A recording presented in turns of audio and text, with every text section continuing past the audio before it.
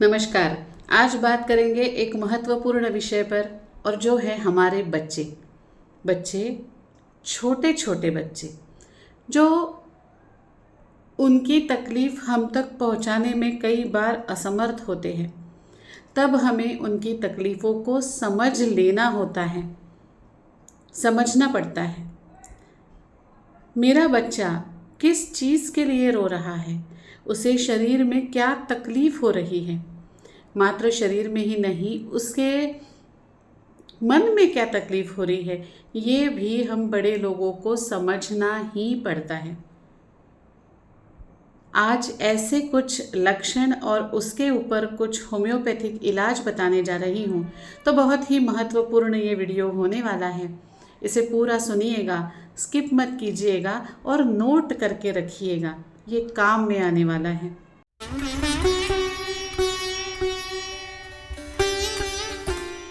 मैं डॉक्टर सुरुचि अग्निहोत्री नाइक, तज्ञ health care में आप सभी का स्वागत करती हूँ।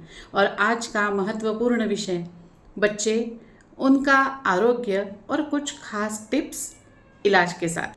तो आइए चर्चा शुरू करते हैं। बच्चा छोटा हो और हंसता खेलता हो तो कितना अच्छा लगता है। थोड़ा सोशल हो, घर के लोगों को पहचानता हो और सभी के पास बड़े प्यार से जाता हो तो कितना अच्छा लगता है। लेकिन कई बार कुछ बच्चे इस तरह से नहीं होते। उन्हें आप अगर नीचे रख दो तो रोने लगते हैं। वो चाहते हैं कि हर वक्त वो अपनी माँ या पिता के पास या घर का कोई व्यक्ति है उनके पास गोदी में बैठा रहे। उसे कहीं जाना है तो वो इशारे से अपनी माँ को, पिता को, दादा को, दादी को बताएगा कि मुझे वहाँ जाना है, मुझे ये चाहिए, मुझे वो चाहिए, रोएगा लेकिन गोदी से उतरेगा नहीं। ये खास लक्षण है चैमोमिला 30 का। ऐसे बच्चों को चैमोमिला 30 ये दवाइयाँ दी जाती है जिससे उनका चिड़चिड़ापन कम होने लगता है।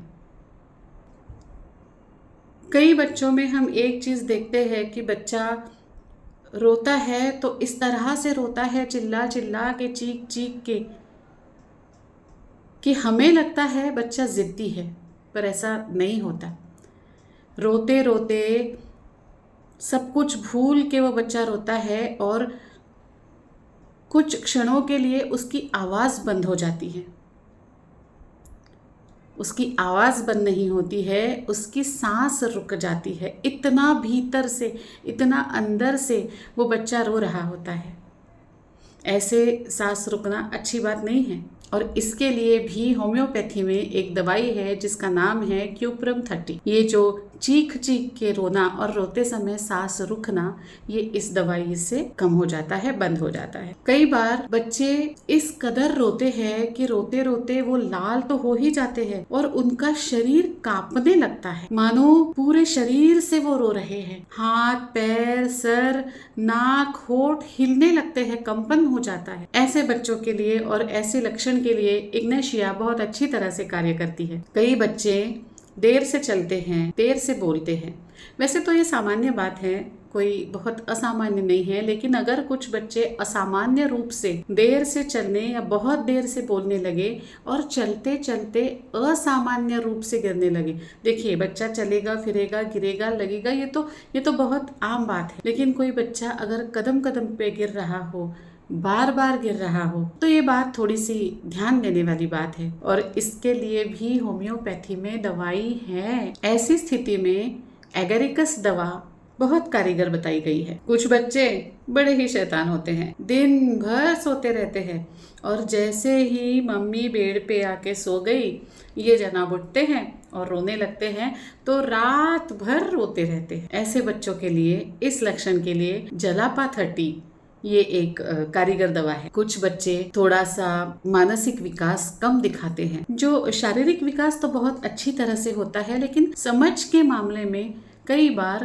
कुछ चीजें या सारी चीजें उन्हें बाकी बच्चों की तुलना से देरी से समझ में आती हैं। अपनी उम्र के होने के बावजूद उनका व्यवहार अपनी उम्र से कम उम्र के बच्चों जैसा दिखने लगता है। ऐसे बच्चों के लिए बराइटा कार्ब 6 और 3 पोटेंसी में उपयोग में लाई जा सकती हैं। बच्चों का शारीरिक विकास ठीक से हो रहा है कि नहीं, ये भी तो हमें ही देखना है। कई बच्चों का वजन तो ठीक होता है, लेकिन फिर भी वो अच्छी तरह से विकसित हुए हैं ये कह नहीं सकते। क्यों? कई बार ये देखा गया है कि बच्चों का पेट अच्छा बड़ा होता है, लेकिन हाथ पैर सूखे सूखे समान लगने लगते हैं, कुछ बेढंगा सा शरीर लगने लगता है, तो ये उनके शारीरिक विकास की समस्या हो सकती है। ऐसी स्थिति में हम एब्रोटेनम 30 दवा का उपयोग करते हैं। कई बच्चे एक्टिव होते हैं लेकिन उनका वजन कम होता है, लेकिन कुछ बच्चे कमजोर ही होते हैं और उनका वजन भी कम होता है। ऐसी स्थिति में